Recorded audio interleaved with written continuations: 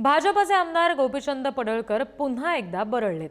पडळकरांनी पवार कुटुंबियांवर अत्यंत खालच्या भाषेत टीका केली। सासू ख्रिश्चन, नवरा ब्राह्मण, बाप मराठा आणि आई दुसरीच, पुण्यात असं एक कॉकटेल घर आहे, अशा शब्दात गोपीचंद पडळकरांनी टीका केली। हे कुटुंबीय एकादशीच्या दिवशी मटण खाऊन दगडूशेठ गणपतीच्या दर्शनाला जातं, असंही ते म्हणाले। गोपीचंद पडळकर यांच्या या वक्तव्यावर आता वाद निर्माण झालाय।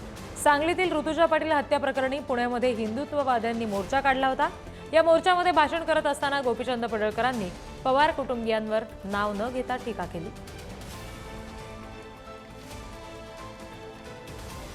लोक त्या मोर्चात पुढे पाहताय, ते घर पण तसंच आहे।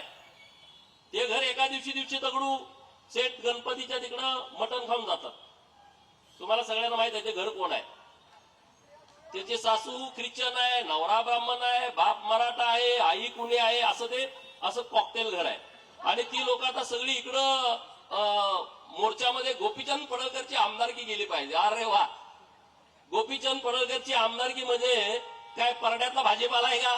अरे जत मधल्या मायबाप जनतेने मला 40,000 मताच्या फरकाने निवडून विधानसभेमध्ये पाठवलंय, ते तुम्ही सांगण्यामुळे माझी आमदारकी जाऊ शकते का सांगा? एखाद्या ग्रामपंचायतीच्या सरपंचपदी सुद्धा निवडून येण्याची ज्यांची लायकी किंवा पात्रता नाही, असे एकूणच राजकारणातली विकृती असणारे एक व्यक्तिमत्व म्हणजे गोपीचंद पडळकर यांनी आज पुण्यात येऊन पुन्हा एकदा आदरणीय पवारसाहेब आणि त्यांच्या कुटुंबियांवर विकृत भाषेमध्ये टीका करण्याचा प्रयत्न केला।